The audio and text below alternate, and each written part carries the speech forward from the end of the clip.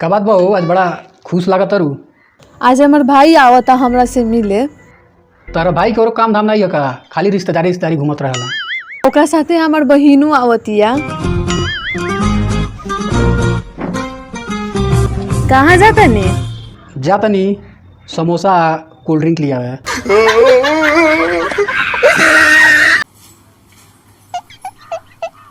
का करता रू हो?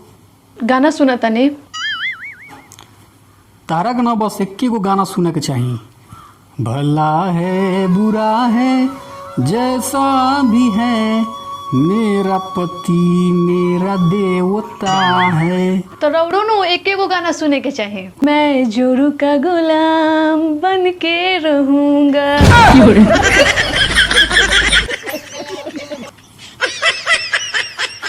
देखी अब की बार और बहिन आई है ना रक्षाबंधन में, तो 100-200 से ज्यादा रुपया मत दे। 100-200 में का हो आजकल के जमाना में? 500 दे दे। हाँ 500 दे दे, लेकिन 500 रुपया मत दे। कहाँ से आते हैं? ठीक बा? ठीक बा ठीक बा ठीक बा। हाँ हाँ भाई काम हो जाए। क्या जी 5 मिनट से फोन पर बतियावत बनी, अभी तक और बातें ना खत्म भइल। तू अपना बहन से 2-2 घंटा बतियावलू तो हम कुछ कहे नहीं। 2 घंटा में क्या बात हुई जी? अच्छा माने तार 2 घंटा कम बा, हम 5 मिनट बतिया नहीं तो तारा पहाड़ लेखा हो गई।